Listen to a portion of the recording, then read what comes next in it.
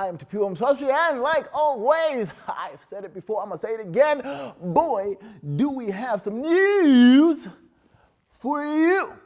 Now, please give us a nice follow on our social media. The details are below, and I'm telling you, you do not want to miss out on these platforms because we get up to a lot of things up there. I mean, look, I got a mustache, people. A mustache. It's not real, in case you didn't notice. But it's a mustache nonetheless. Anyway, without further ado, how about some news?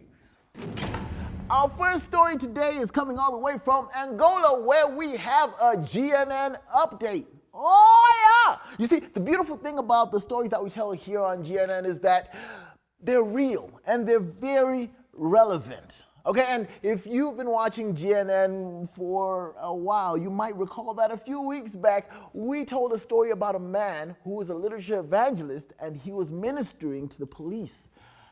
You don't remember? Well, have a look. Paulo Miguel, a colporteur who, because of COVID-19, has resorted to making sales for books via social media. While doing his usual canvassing activities, he came across the police chief commander for one of the municipalities. After ministering to him, Paulo left the commander with a copy of The Great Controversy. You remember now? Well, there is more good news. Eu sou Feliciano Estefano Canganjo. Fui nascido em Namíbia, mas estamos aqui em Angola. Eu em Namíbia fui da Católica, meus pais todos são da Católica.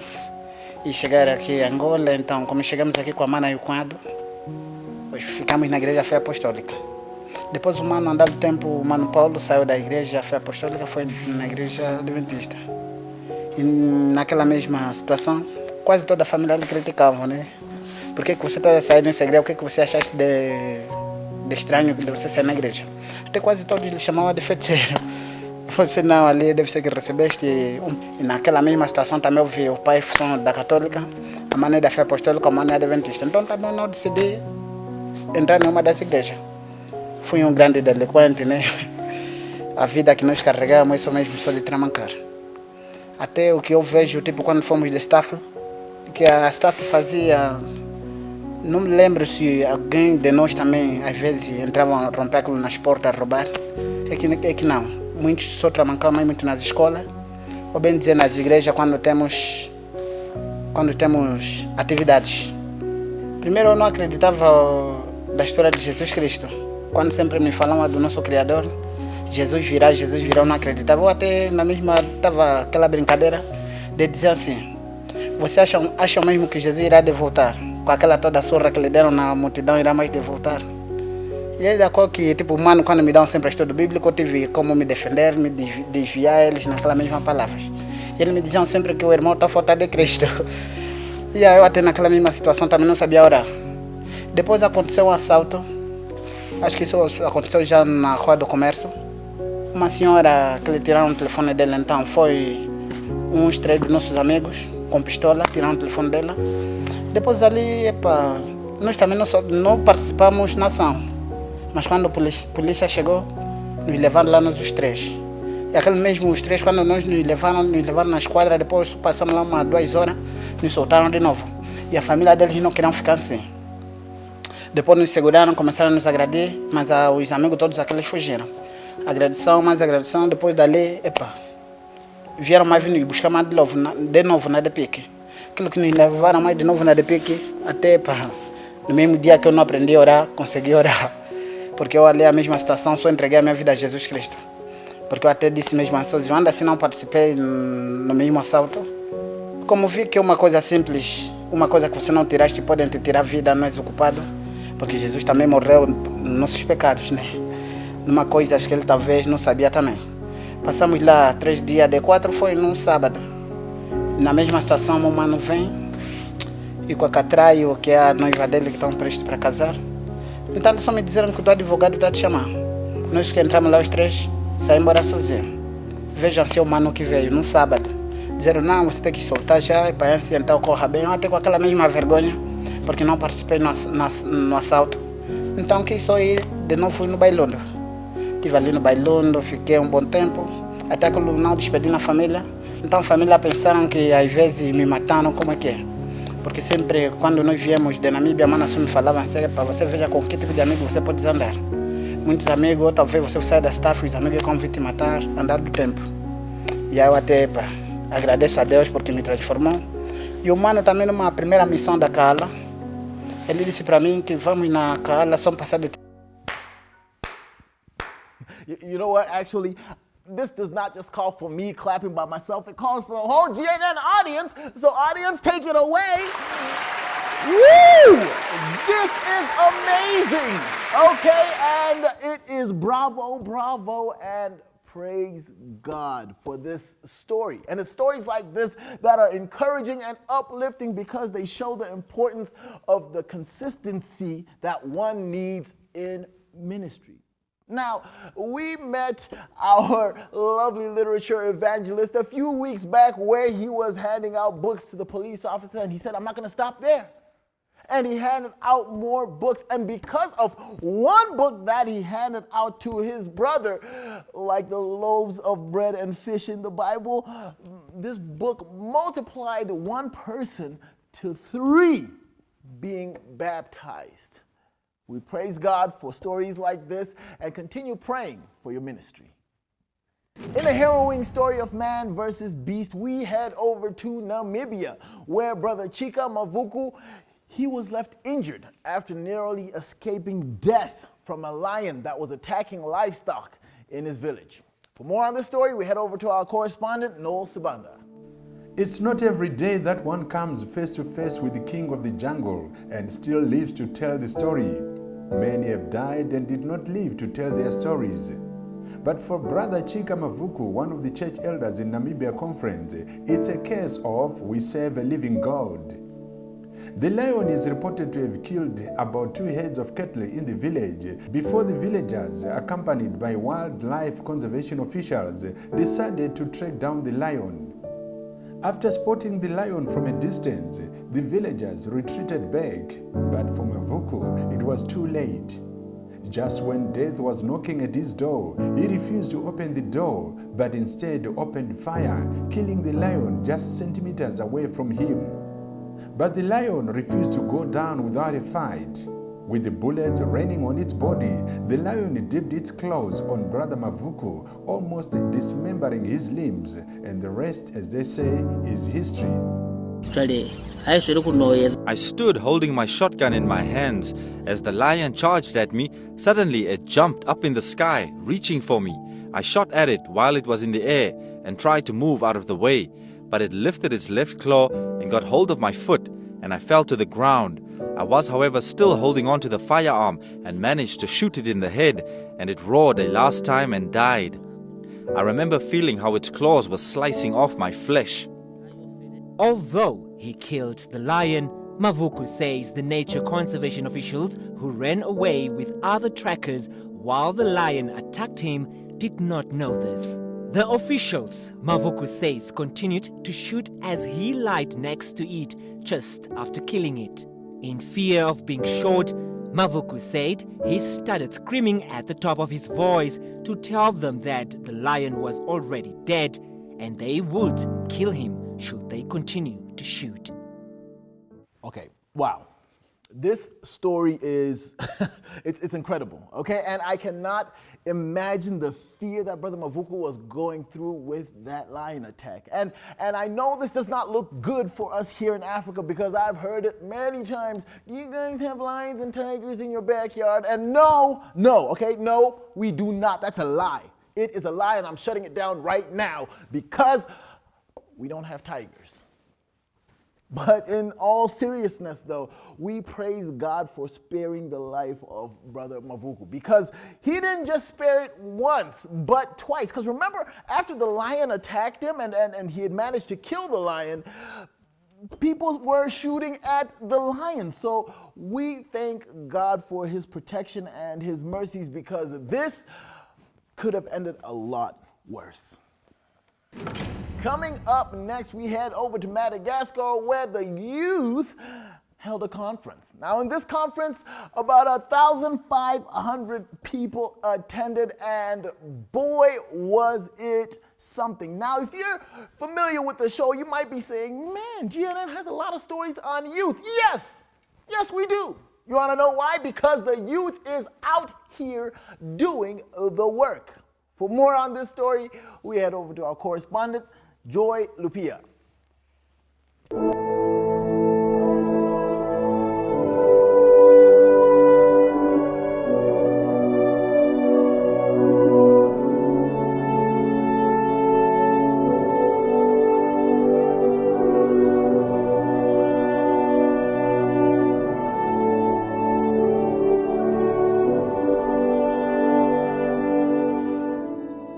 Adventist youth in the Southeast Conference of Madagascar, under the leadership of the youth director, Pastor Patrick Ray Harrison, organized a recent youth congress in Ambassadra, which attracted more than 1,500 youth of all categories.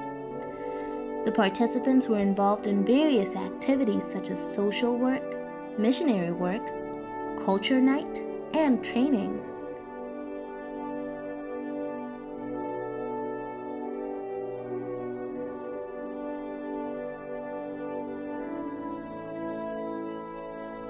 Local authorities graced the occasion by attending the opening and closing ceremonies. A highlight of the event was the celebration of 231 baptisms and the Holy Communion. The packed schedule concluded with fireworks and the symbolic release of sky lanterns symbolizing the I Will Go initiative.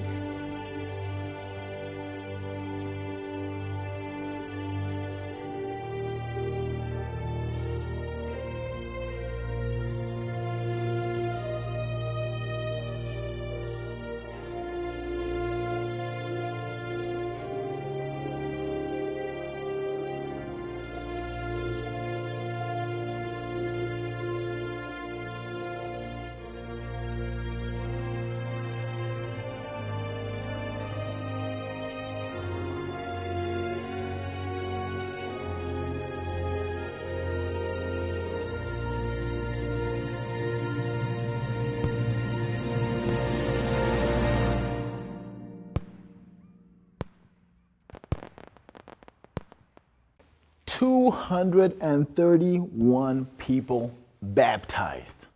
That's amazing.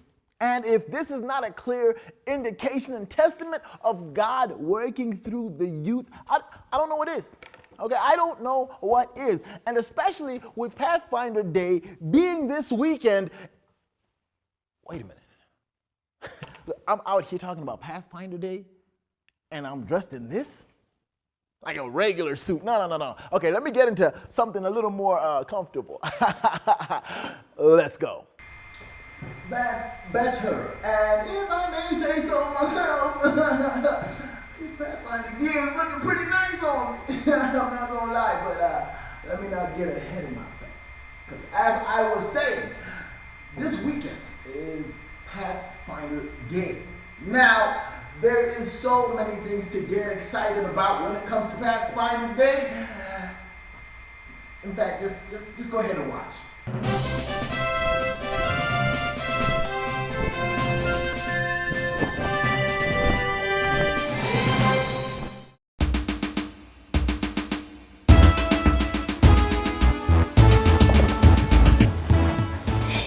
Hi, Kozo. Hi, Kaliana. Do you know that the What Pathfinder Day is an annual event? Not really. Tell me about it. The World Pathfinder Day is organized by the General Conference Youth Ministries Department. It is a day to celebrate and give a special recognition to the Pathfinder Club. Wow, Kaliana. I saw a post on the GC Youth Ministries Facebook page that advertises the event, and they said it to be held on the 18th of September 2021. And the theme is I Will Go. I'm so excited to be part of this Pathfinder Club that has been in existence for more than 71 years. Same here, Kozo. Will you go? I will go. Of course I will go. SID Pathfinders, let us go.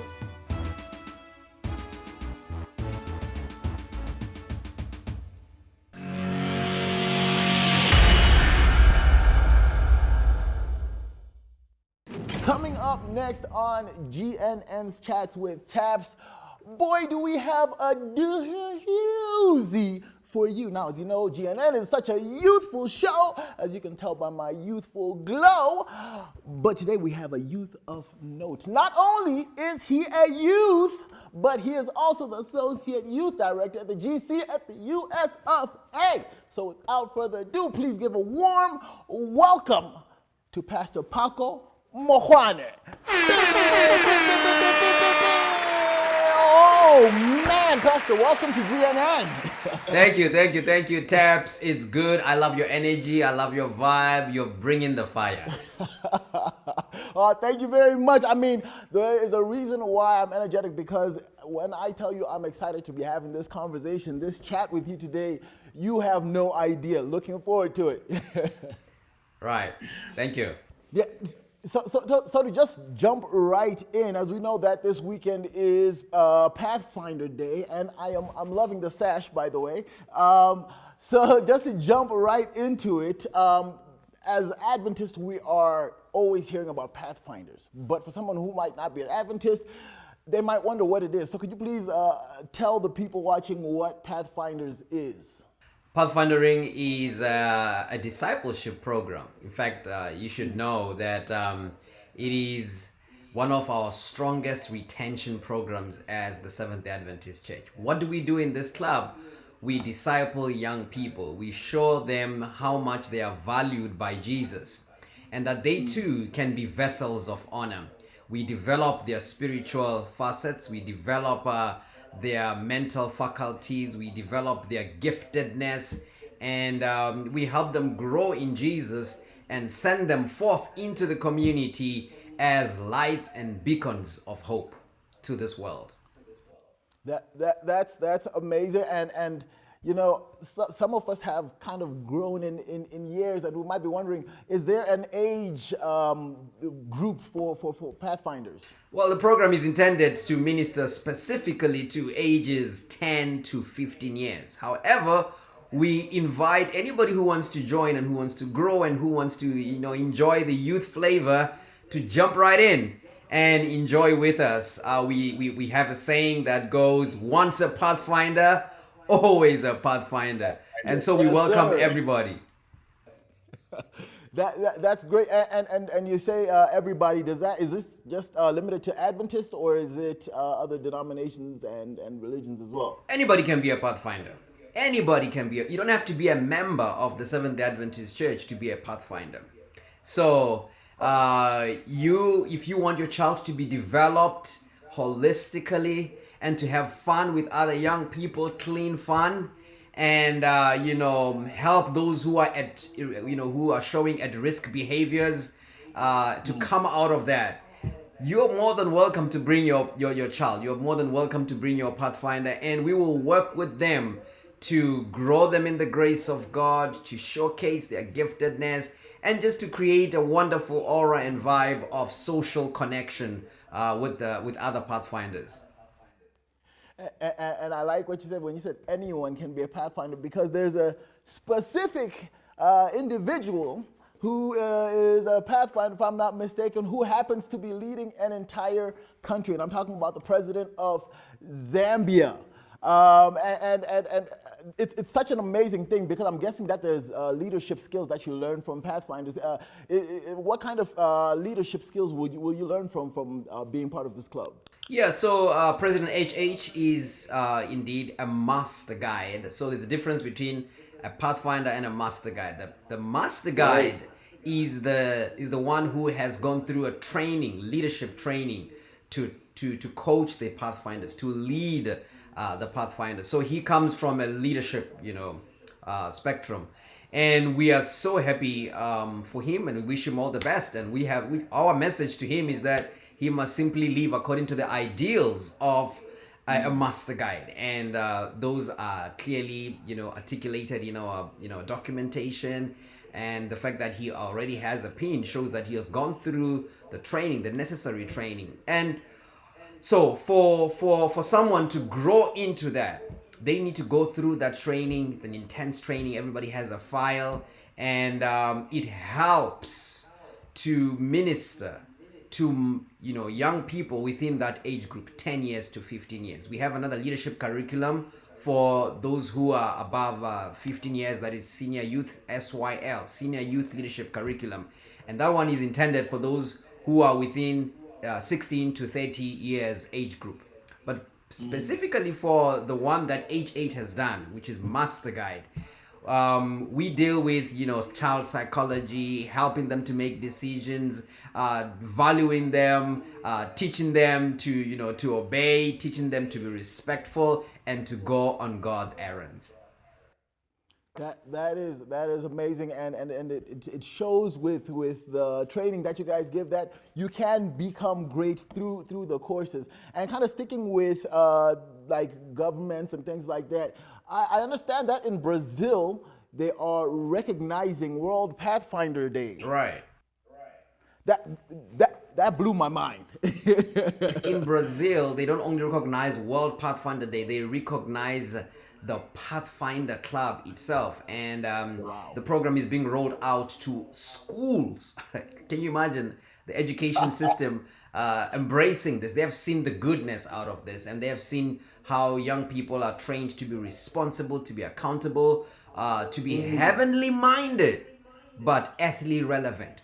That is critical. And when they see what the Pathfinder Club is doing around Brazil, and other countries around Brazil, which are in South American division, they are happy. The government of Brazil was happy to say, listen, let's get this done in our schools. Let's bring the fire, and let's help our young people to be groomed, to be responsible, to be respectful, to be articulate, to be attentive, and also, to show, development in all aspects, not just one aspect.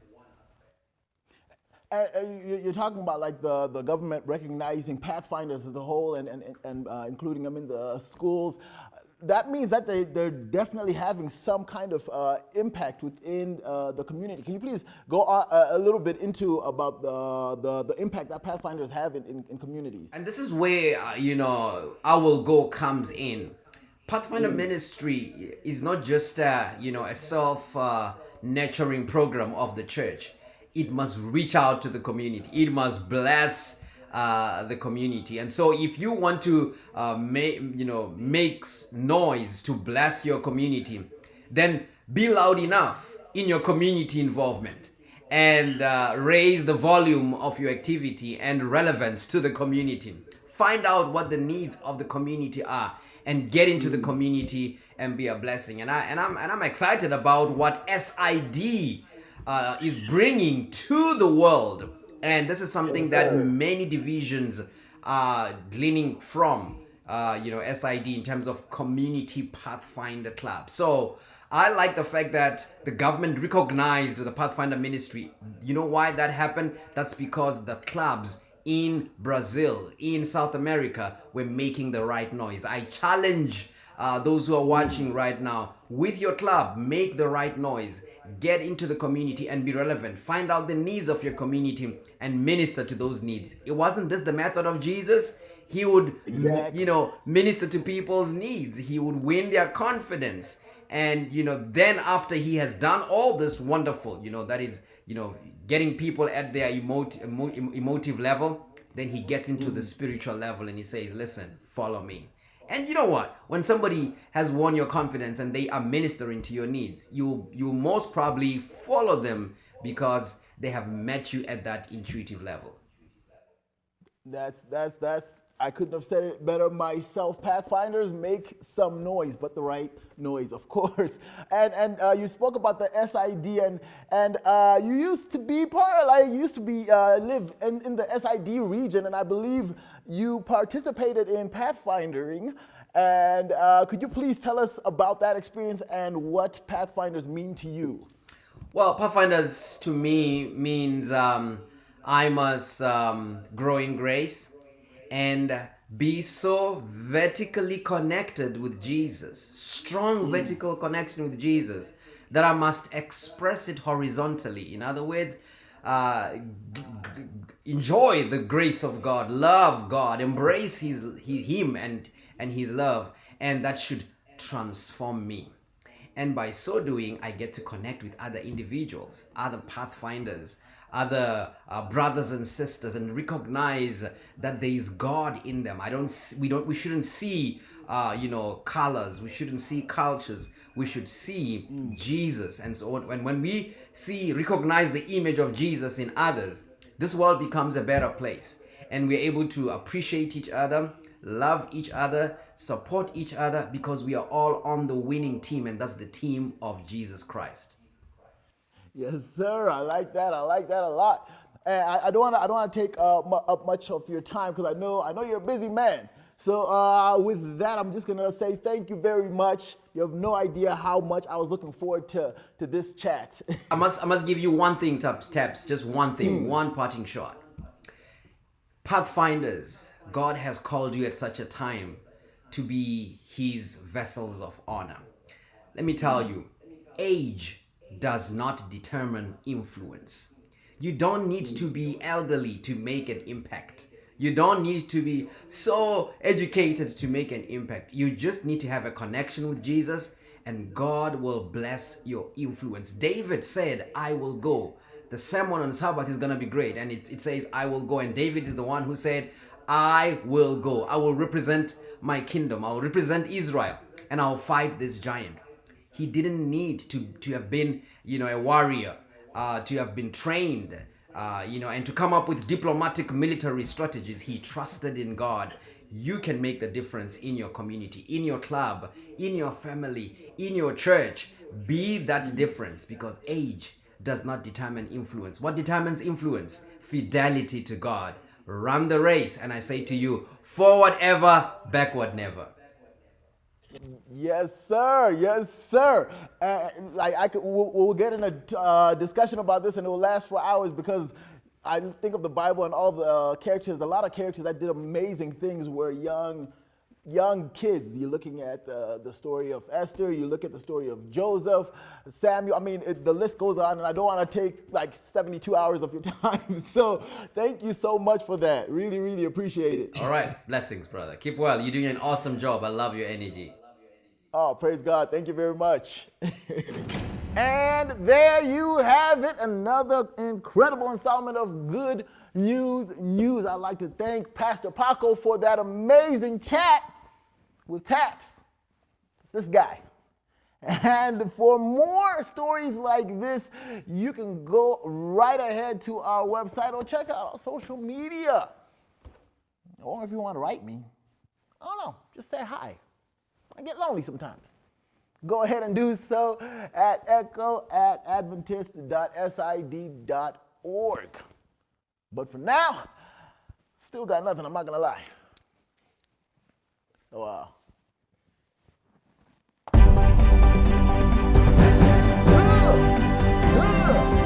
good.